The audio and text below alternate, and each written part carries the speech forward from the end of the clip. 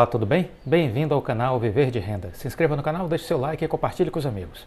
Quando você foca no que você não consegue controlar, você consegue apenas ficar dando desculpas. Agora, quando você foca naquilo que você consegue controlar, você então consegue resultados. Essa é a dinâmica da vida. Você pode ficar olhando coisas que estão fora do seu controle. De que adianta? Pense bem, de que adianta se preocupar com coisas que estão fora do seu controle? Pense nisso. Absolutamente nada. Você vai ficar ansioso, você vai ficar estressado, angustiado, deprimido, triste, baixo astral. Não é? De nada adianta se preocupar com as coisas que estão fora do nosso controle. Elas são o que são. Deixa lá.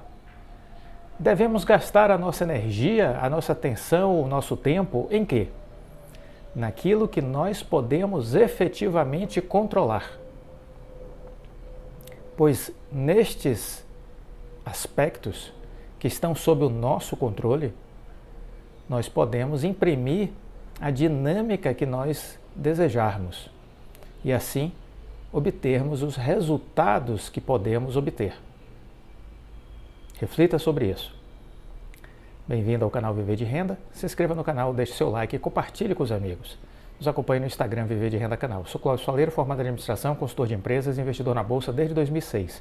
O Viver de Renda já tem 1000 vídeos e estamos comemorando a marca de 4 milhões de visualizações. 4 milhões de visualizações. Criamos o canal em julho de 2020. Tínhamos como meta ter pelo menos 1000 vídeos até o final deste ano. Batemos essa meta. E é um conteúdo que eu sugiro que vocês maratonem seguindo a linha do tempo, porque os vídeos eles se entrelaçam, são parte de uma mesma trama, de uma mesma rede, e eles vão se reforçando do ponto de vista de conteúdo, introduzindo novos conceitos, novas ideias, novas informações. Então fazer essa linha temporal vai lhe ajudar a entender a evolução dos raciocínios e dos conteúdos aqui disponibilizados. Tenho certeza que este conteúdo pode mudar você de patamar. Você vai pensar de um jeito novo e diferente e ter mais chances de ter sucesso no mundo dos investimentos. Além do que, aqui eu compartilho experiências de vida, experiências profissionais. Logo, acredito que este conteúdo pode fazer diferença também não só na sua vida financeira, na sua vida de investidor, mas também na sua vida profissional, como empreendedor, na sua vida pessoal. Maratone, que você não vai se arrepender. Deixe sempre o like, assim o YouTube recomenda para mais e mais pessoas. Assim a gente vai criando uma corrente do bem e beneficiando outras pessoas. Acho que essa é a nossa parte, né? Essa é a nossa parte. Uma outra reflexão que eu queria que vocês fizessem. Não é tarde. Nós não estamos atrasados. Nós estamos, quase sempre, onde precisamos estar. Na vida, cada fase, cada etapa tem um sentido, é necessária para o nosso crescimento, para o nosso aprendizado, para a nossa evolução. Não se julgue, não se censure quanto à duração da sua jornada. Tudo tem seu tempo, tudo tem sua hora. Todos nós precisamos do nosso próprio tempo. Temos o nosso próprio tempo para percorrer as nossas distâncias, para percorrer os caminhos que nós escolhemos. As escolhas são sempre nossas. Não terceirize a responsabilidade, não passe adiante a responsabilidade. A responsabilidade é minha, é sua, sempre será nossa, exclusivamente nossa. Assim, o que plantamos hoje, colhemos amanhã, não tem mistério. O que plantamos hoje, colhemos amanhã. E é isso que nós precisamos entender de uma vez por todas, para ter uma vida melhor, uma vida mais feliz. Somos as nossas escolhas. Simples assim. E nunca se esqueça, estamos na era do conhecimento. O conhecimento liberta e a ignorância nos deixa aprisionados. Aprisionados em ideias retrógradas, em falsas ideias, em falsos conceitos, em coisas que não transformarão e não ajudarão para que a gente possa evoluir. Liberte-se, rompa a corrente da ignorância, adquira conhecimento, tenha espírito de abertura, escuta qualitativa, aprenda com quem já realizou, aprenda com quem conquistou, se inspire em gente boa, cerque-se de gente boa. Esse é o segredo. Muito bem, estamos falando esse domingo, né, estudo de caso da Oi, vamos ter aqui 3 vídeos, né? E vamos começar esse primeiro vídeo reforçando o que dissemos ontem à noite. Temos um novo cenário. Que novo cenário é este? Ele é baseado em alguns pontos. E eu estou aqui compartilhando com vocês. O primeiro ponto desse novo cenário base com que eu trabalho. O CAD vai tomar uma decisão sobre a Oi agora em janeiro ou fevereiro. Ponto. Primeira quinzena de fevereiro é o limite para a posição do CAD. Parece que a Anatel vai se arrastar até março para decidir sobre a Oi Móvel e ainda está pendente sua decisão sobre a Vital. Ambas sairão em março? Interrogação. Mas vou trabalhar com o cenário de março. Em sendo assim, recuperação judicial da Oi finalizada em março, como disse o CEO da Oi, Rodrigo Abreu, na live com o BTG dia 14 de dezembro, negativo, esse cenário não existe. No meu cenário base, a saída da RJ é em junho, não em março, em junho, 3 meses depois. Esse atraso para a saída da recuperação judicial, esse atraso da Anatel e do CAD, faz com que a Oi deixe de receber, durante 2 trimestres consecutivos, a injeção de 30 bilhões de reais. Sim, a Oi está deixando de receber 30 bilhões de reais por causa da demora do julgamento da Anatel e do CAD. Isso impacta o 4º trimestre de 2021, isso impacta o 1º trimestre de 2022. Impacta como? Aumento de dívida. Por conta do quê? Dos juros da dívida, que fazem com que a dívida cresça entre 3% e 4% por trimestre. Isso, numa conta aproximada, nos indica que a dívida da Oi vai crescer 2,5 bilhões de reais até o final do 1º trimestre de 2022, em função da demora da Anatel e do CAD. Então, este é o cenário com que eu trabalho, e a dívida da Oi, carregada para 2024, após a saída da recuperação judicial, estará não mais em 14 bilhões, como previsto pelo Rodrigo Abreu, CEO da Oi, mas em 16,5 bilhões, salvo novas notícias, salvo novas informações que hoje nós não dispomos. Então, este é o cenário base de hoje. Este é o cenário base com que eu estou trabalhando nessa última semana de dezembro. Ok? Compartilho com vocês para que vocês entendam o que temos aí de perspectiva. Qual é o tempo que está à nossa frente? De que tempo é esse que nós estamos falando? Né? De que tempo é esse que nós estamos falando? Lembrando sempre que a ação da Oi só vai subir mediante fluxo de entrada de capital. E esse fluxo de entrada de capital está condicionado ao fechamento das aprovações do CAD e da Anatel. Do CAD e da Anatel. E, consequentemente, da saída da recuperação judicial.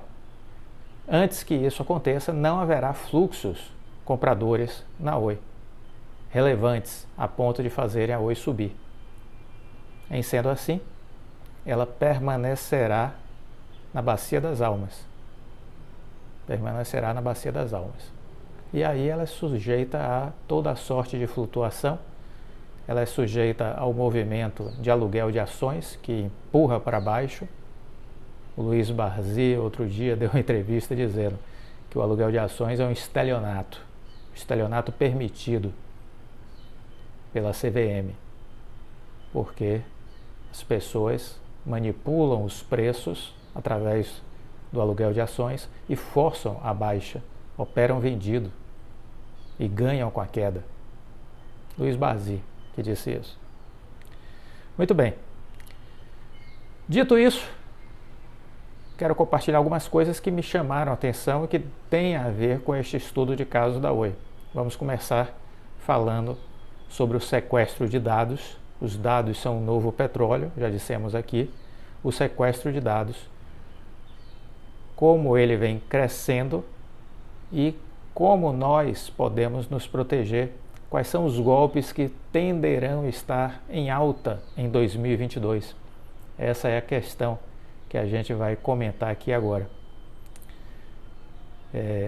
A pandemia de Covid, né, todo mundo já sabe, intensificou o uso das tecnologias digitais. Falamos recente da falta, né, dos chips, e que se deve exatamente a esse aumento de digitalização. Por isso está faltando chips em diversos setores das economias mundiais. Entendeu? Então, intensificou-se o uso de tecnologias digitais no Brasil e ainda mais com o trabalho remoto.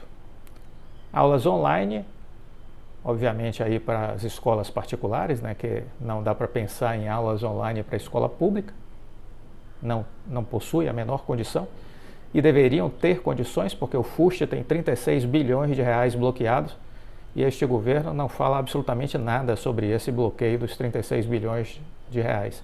Nenhum governo utilizou o FUST e o atual também não utiliza. O Ministério da Comunicação faz de conta que isso não existe, faz cara de paisagem ao ministro, a gente manda pergunta, ele não responde, entendeu? E é esse o nível da política brasileira. É o que temos. Então, o trabalho remoto, as aulas online, o lazer, tudo isso intensificou o uso da tecnologia. Obviamente, quando a gente está falando tudo isso, mais para as pessoas de melhor poder aquisitivo, né? O pessoal de baixa renda, a gente já falou sobre isso, que eles têm dificuldade de conexão e as escolas públicas, então, nem se fala, né? Não existe essa coisa de tecnologia em escola pública, né?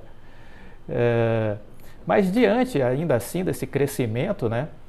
Dessa digitalização, que é fato que ela cresceu e muito no Brasil, as janelas de oportunidade para os cyberataques, para os cybercriminosos estão aí.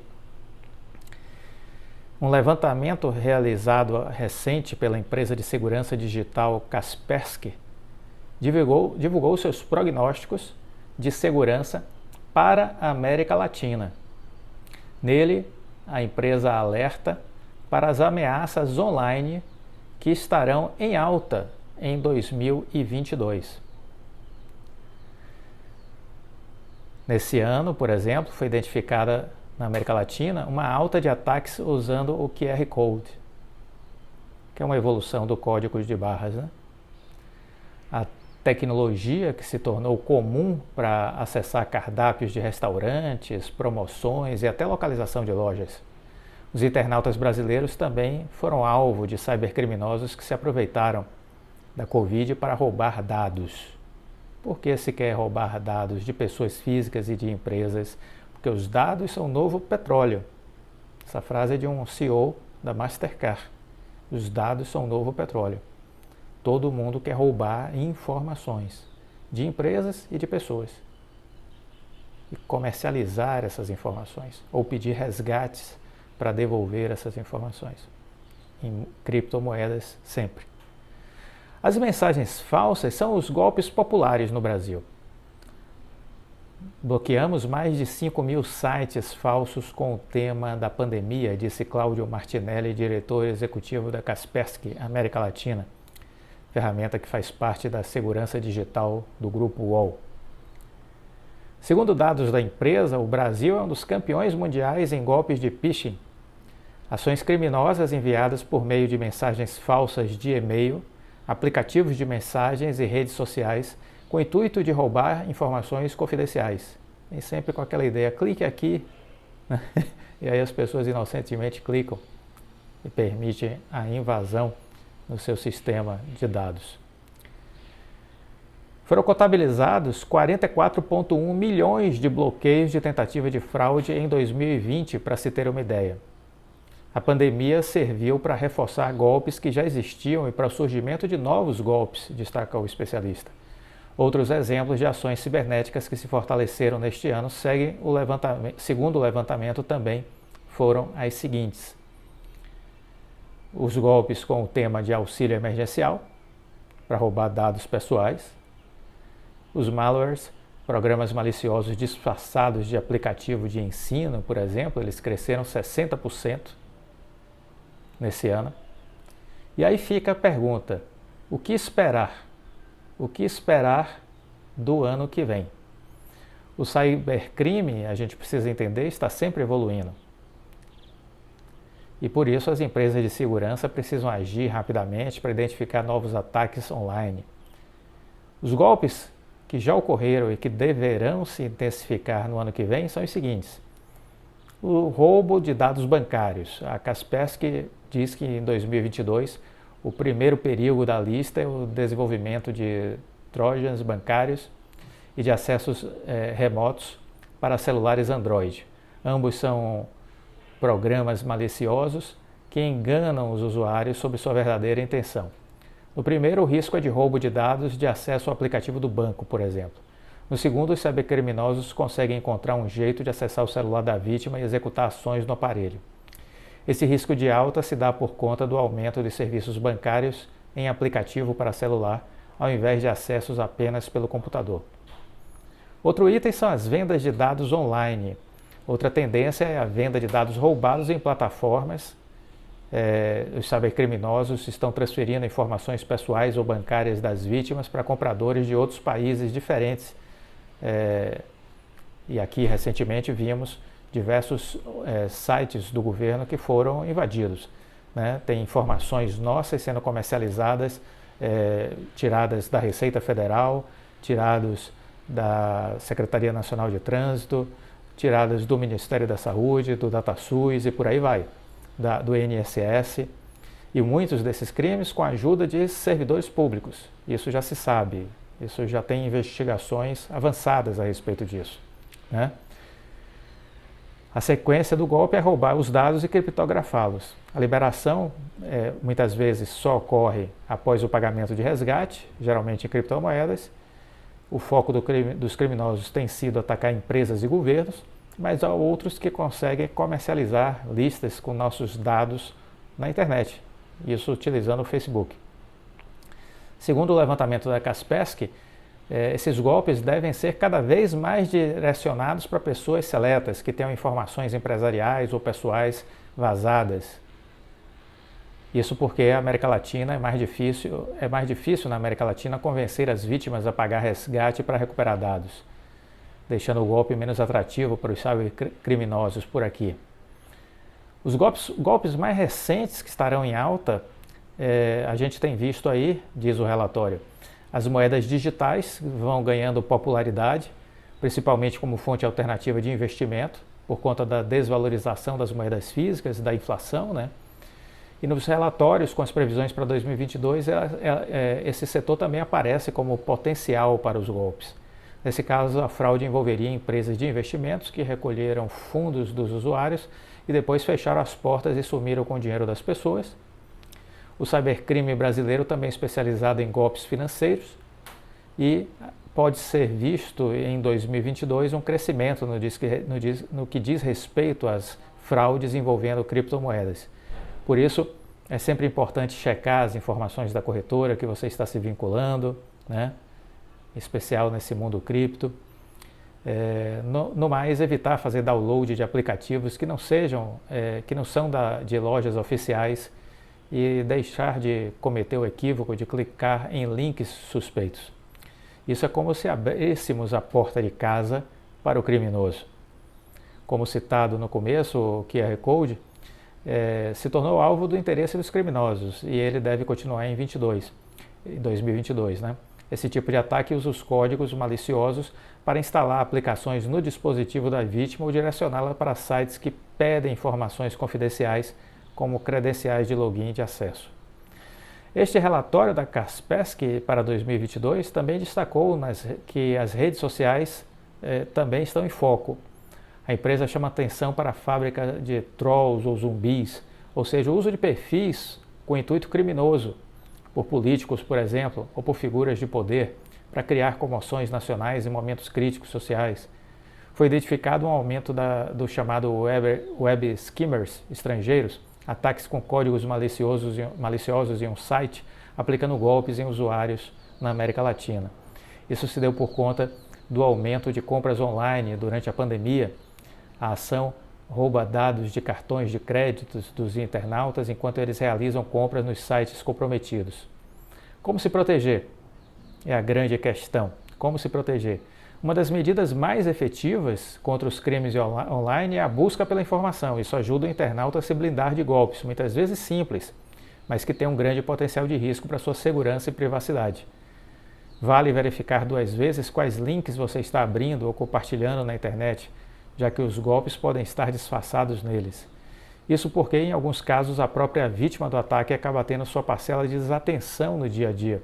Ações simples como um clique pode acabar instalando um vírus no computador ou no seu celular. Quando analisamos os golpes, todos usam uma falha da vítima. Sempre somos nós que deixamos as portas abertas, as janelas abertas. E isso facilita a vida dos criminosos, né? Usar uma autenticação, por exemplo, em 2 fatores, que faz uma dupla verificação no acesso pelo celular ou verificação pela biometria digital ou facial, pode inibir o acesso indevido aos apps de redes sociais ou mensageiros como WhatsApp ou Facebook. Então vale a pena ficar atento às configurações de segurança e privacidade para manter tudo em dia. Vale lembrar que os golpes acabam sendo impulsionados por épocas festivas do ano, grandes eventos, tendências de uso coletivo. Portanto, esteja muito atento, muito atento. Não se esqueça de manter o sistema operacional do seu dispositivo sempre atualizado e ter um bom programa de antivírus. Esses sistemas que utilizam senhas, procure criar e usar combinações que sejam diferentes de serem adivinhadas. Evite o uso de dados familiares, amigos e os seus próprios. Não salve suas senhas no seu celular nem no notebook. Caso os aparelhos sejam roubados, perdidos ou furtados, as pessoas podem descobri-las. Cuidado com pedidos de dinheiro emprestado. O golpe do WhatsApp se tornou popular exatamente com esse tipo de pedido, feito por supostos conhecidos. Se você recebeu uma mensagem desse tipo, desconfie. Então, alguns cenários com relação à tecnologia para 2022, riscos potenciais do cybercrime e o que isso tudo nos diz? Que a Oi Soluções, que está atuando neste segmento, terá muito trabalho. E isso é positivo. Ela tem muito chão para caminhar. A Oi Soluções tem muitas oportunidades para crescer. Isso é muito bom. Só depende do quê? Da liderança. Só depende da gestão do time desse líder, né? O líder da Oi, Rodrigo Abreu, pessoa com DNA de tecnologia. É ele que está fazendo essa transformação na área trazendo a tecnologia para dentro da Oi, fazendo uma grande transformação, né? A Oi deixou de ser uma empresa de voz, que era o que ela era, passou a ser uma empresa de infraestrutura de fibra ótica, de conectividade de fibra ótica e de tecnologia. Isso é o Rodrigo Abreu fazendo essa transformação. Isso é ótimo, isso é excelente. Precisamos saber mais sobre isso. A Oi precisa falar mais. Eu gostaria, já tentei algumas vezes, estou tentando ver se é viável, se é possível a gente fazer uma live com o Rodrigo Abreu, porque é muito interessante que a gente possa ter uma conversa empresarial sobre todas essas possibilidades da Oi Soluções, né, como a coisa está evoluindo. Vamos ver se a gente consegue. Agora com o nosso programa de lives, né, ele está no nosso radar, estamos tentando fazer essa sensibilização, vamos dizer assim. Mas a ideia é essa, quer dizer, a Oi Soluções tem um potencial enorme. muitas possibilidades. Vai depender da gestão, vai depender do time, vai depender da execução, vai depender da velocidade. A velocidade que a Oi está tendo na área de fibra ótica, de conectividade, precisa ter também na área de tecnologia. Porque está todo mundo correndo atrás, está todo mundo buscando alternativas, buscando crescer nesse segmento. Muitas startups atuando nessa área de segurança digital. Então estejamos atentos. Esse é o outro lado que a gente precisa estar focando. Já trouxemos o nosso cenário base e agora continuamos olhando a empresa e estudando a empresa. Porque, mais do que nunca, temos que acompanhar o que está acontecendo com a empresa para manter viva a nossa estratégia de investimento. Ok? Gostou do vídeo? Deixa o like, compartilhe com os amigos. Fique com Deus e até a próxima. Tchau!